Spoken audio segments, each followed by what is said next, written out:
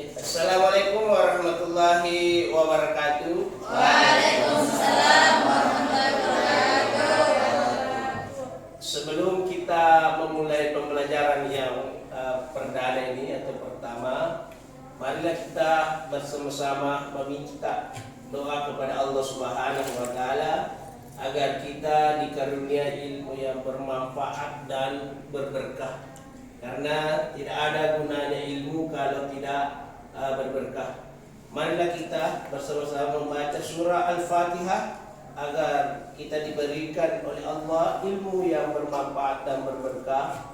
Al-Fatihah.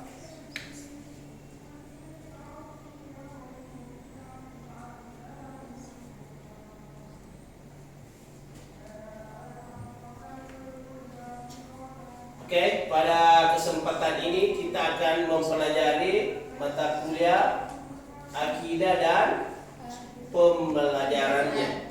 Jadi, ini ada RPS, ada rencana pembelajaran kita. Jadi, nanti Anda bisa melihat judul atau materi-materi yang kita akan presentasikan di dalam proses perkuliahan nanti, insya Allah.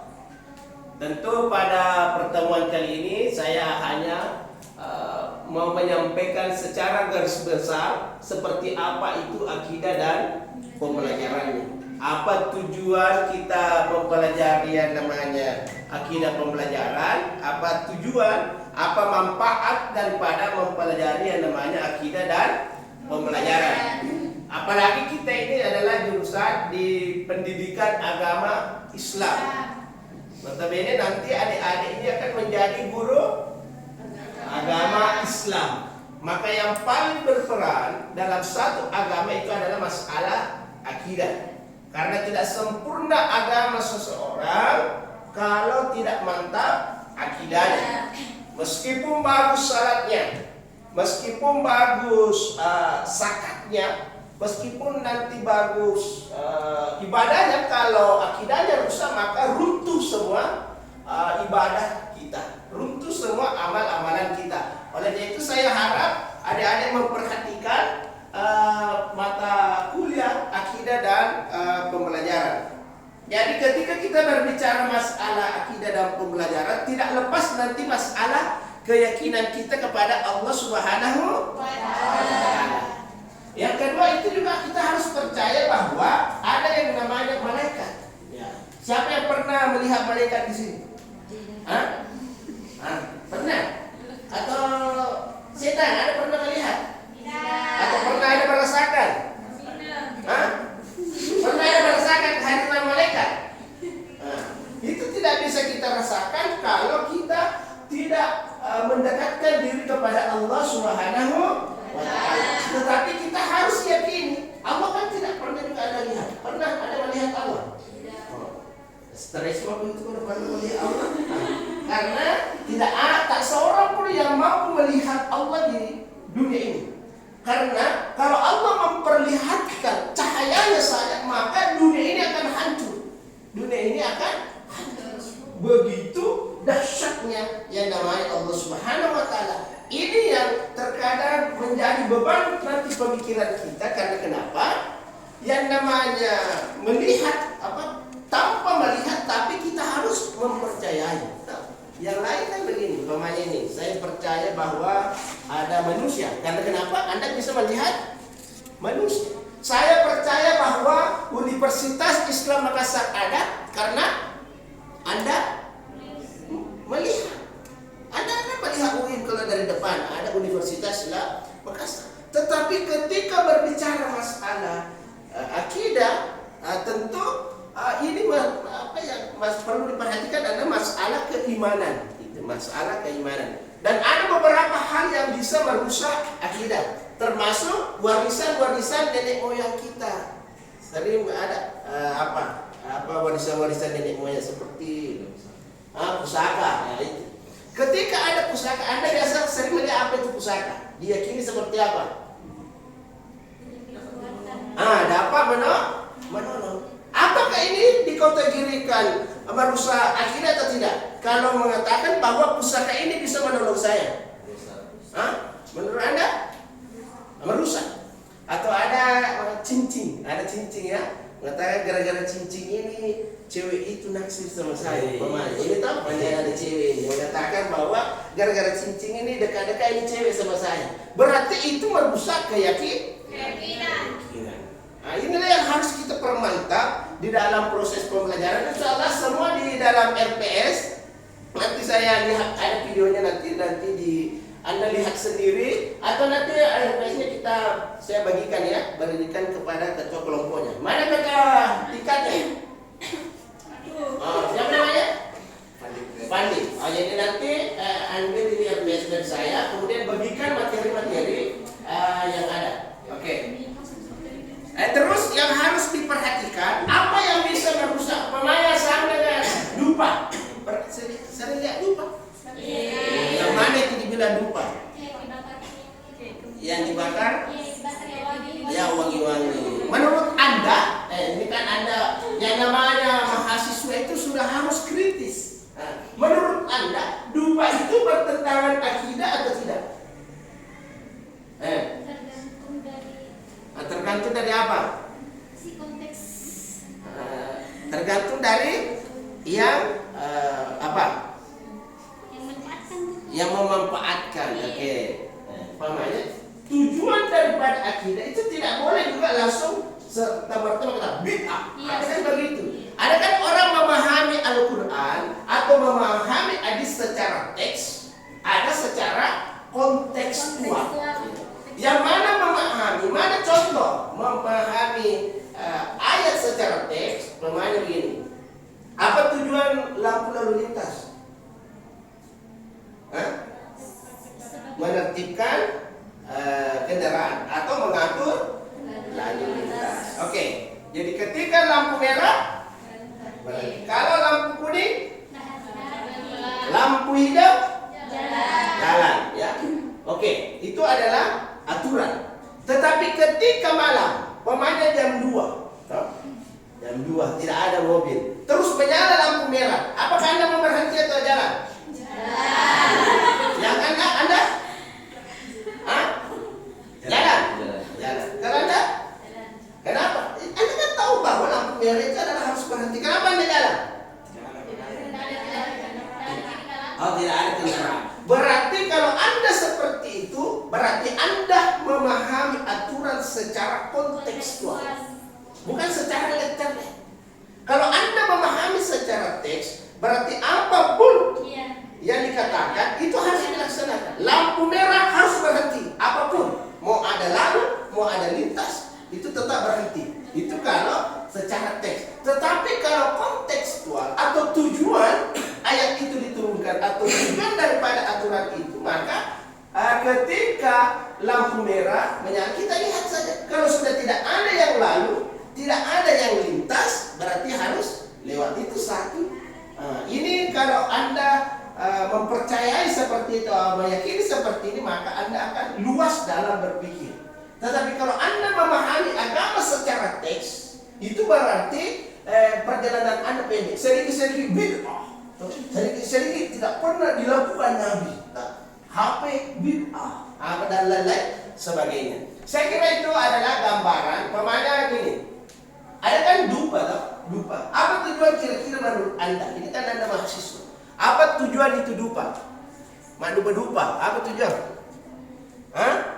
Apa tujuannya? Sering lihat orang tua gitu. Kalau umpamanya mau Ramadan, masuk Ramadan, ada kan dupa-dupa ya? Sering. Apa kira-kira menurut Anda? Apa Anda pernah mengkaji itu? Apa tujuan? Kenapa orang tua seperti itu? Sebagai bentuk ucapan syukur. Sebagai tempat bentuk ucapan syukur. Di mana? Di mana modelnya di situ ada ucapan syukur? Dengan mengundang orang untuk makan bersama. Mengundang itu maksud saya tujuan dupa-dupanya yang saya pertanyakan, bukan berkumpulnya. Kenapa kira-kira? Salah satu tujuan orang tua kenapa dupa-dupa supaya harum. Harum tak? Jadi kalau harum, bagaimana kalau harum? Siapa yang mendekat? Malaikat. Jadi kalau berbau, itu malaikat jauh. Jadi kalau sakul umpamanya, tidak ada di sakul di sini. Tidak ada. Kalau berbau ini berarti malaikat jauh.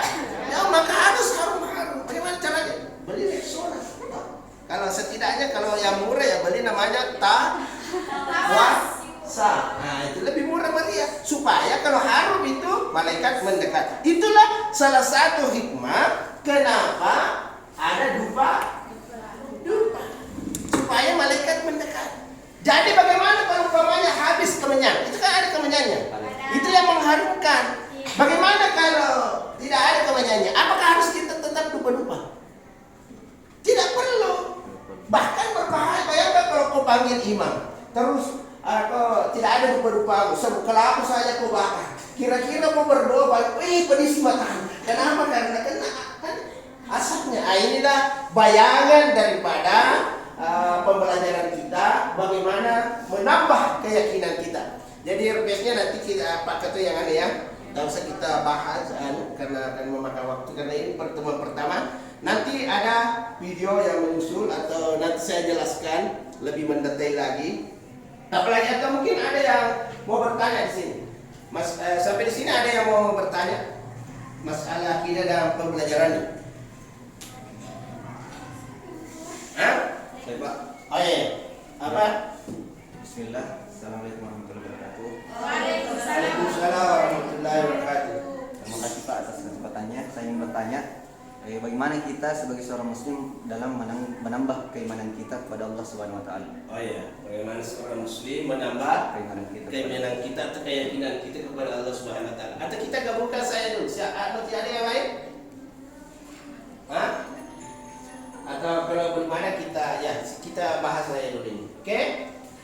Ketika kita berbicara bagaimana menambah keyakinan kita kepada Allah Subhanahu wa taala, tentu kita kembali dulu ke aturan yang ada atau warisan yang ditinggalkan oleh baginda Nabi Muhammad sallallahu alaihi wasallam. Apa yang ditinggalkan oleh baginda Nabi? Al-Quran dan kenapa sabar-sabar sekali semuanya cewek? Hah? Cewek itu harus apa namanya? Lebih cerewet dibandingkan laki-laki. Kenapa hanya laki-laki bertanya? Kenapa? Karena laki-laki itu kan dari Adam. Adam berarti tertutup mulutnya. Dia tidak boleh cerewet kalau laki-laki. Kalau perempuan Hawa berarti harus cerewet. Tidak harus banyak bertanya. Itu yang harus kita perhatikan. Jadi ketika berbicara masalah bagaimana meningkatkan keyakinan, maka kita kembali kepada Al-Quran dan hadis. Ya, kembali kepada Al-Quran dan hadis. Apa yang dikatakan Al-Quran itu yang harus kita lakukan. Itu Al-Quran dan hadis. Al-Quran sudah jelas mengatakan bahwa alif lam mim zalikal kitab la raiba fihi hudal lil muttaqin. Al-Quran itu adalah petunjuk kepada manusia dan sebagai hudan, sebagai petunjuk. Jadi kalau mau mengetahui cara mendekatkan diri kepada Allah, maka lihat Al-Quran. Di situ dijelaskan harus salat. Di situ dijelaskan harus mengeluarkan sedekah. Karena kenapa mengeluarkan sedekah? Untuk membersihkan hati kita. Saya kira sudah berapa menit ini berjalan?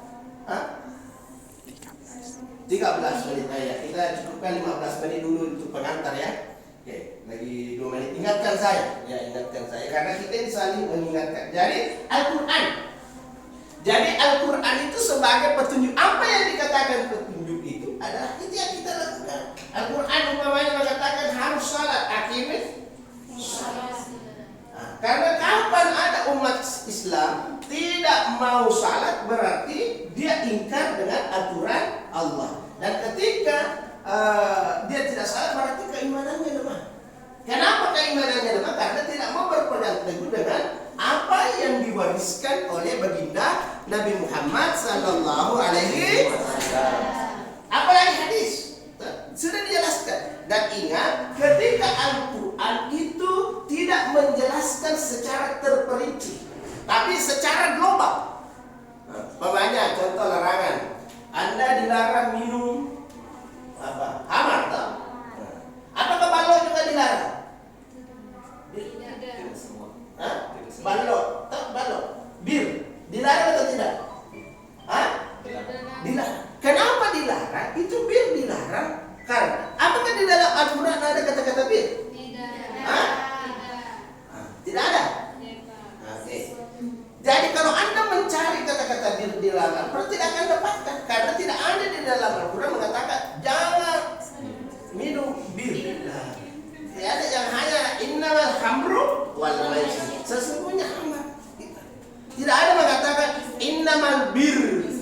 ballo, wal whisky, apalagi nama-nama wal vodka, apalagi.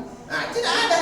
Maka kita ini harus paham, bahwa ada dalam agama itu kias. Jadi saudara, kalau Anda mempelajari Al-Quran, mempelajari akidah, maka itulah yang bisa mendekatkan diri kepada Allah Subhanahu.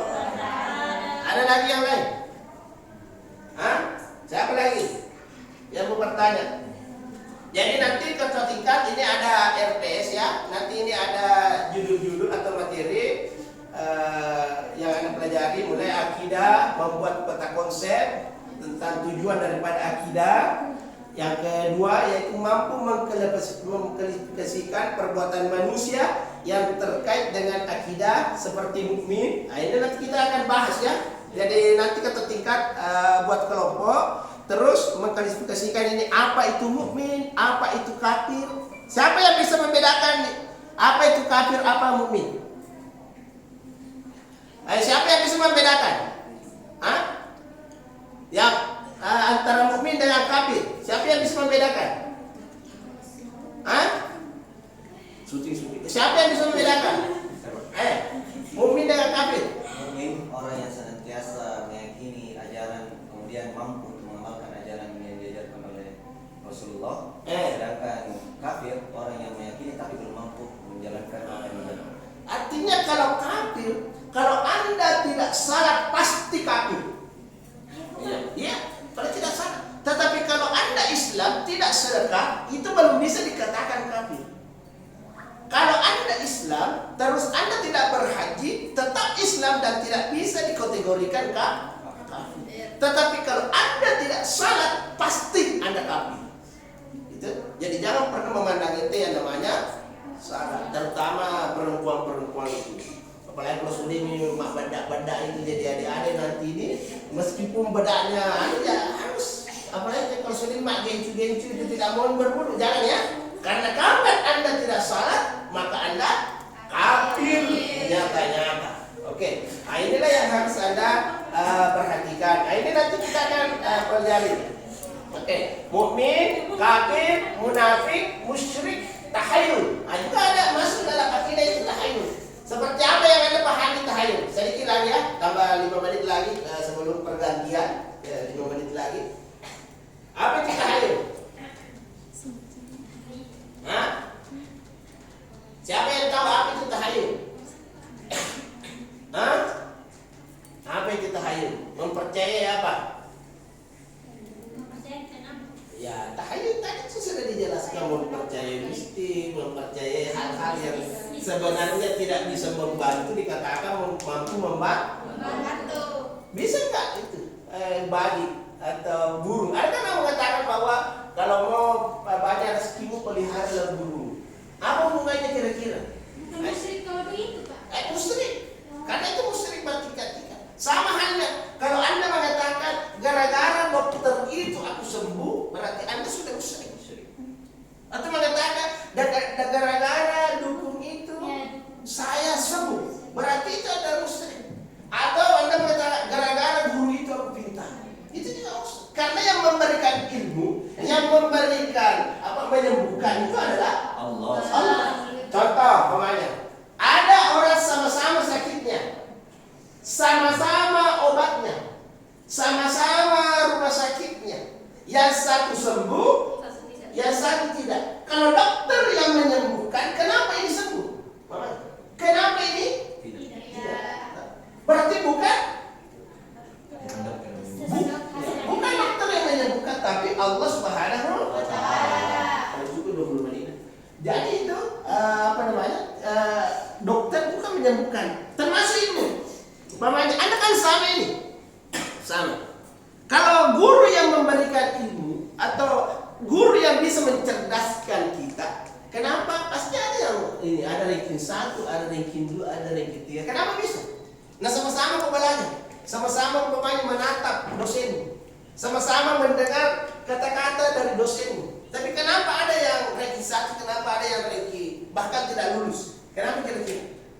Kalau dosen yang memberikan kepintaran, berarti menandakan bahwa Allah yang memberikan ilmu. Oleh itu saya saya pesankan adik-adikku, kalau mau mempelajari minta kepada Allah. Ini masalah keyakinan. Ya, ini masalah akidah. Jadi kalau mau bermula pembelajaran, minta kepada Allah. Apa doanya sebelum belajar? Nah, itu doa umum. Kalau mau yang lebih mantap adalah ketika mulai pembelajaran, tatap dulu dosenmu. Tahu namanya, kemudian minta kepada Allah, ya Allah, berikanlah saya ilmu yang berberkah dan bermanfaat melalui guruku ini. Kemudian telan itu ilmu. Insya Allah ilmu itu akan datang dan berberkah. Yang mana itu ilmu berberkah?